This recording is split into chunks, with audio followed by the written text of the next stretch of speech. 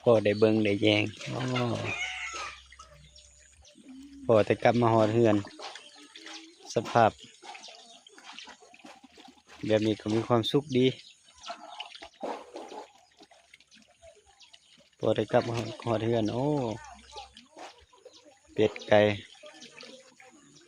ส่วนกระสังปลาหักเอาปลามาลงมันอีกอันนี้มันกบพอกินแล้วเดือนกว่า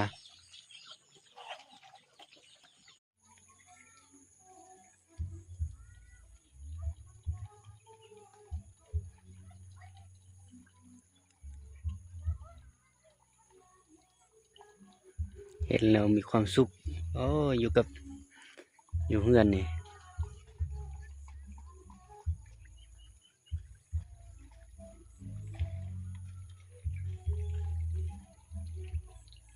เฮือนน้อยๆ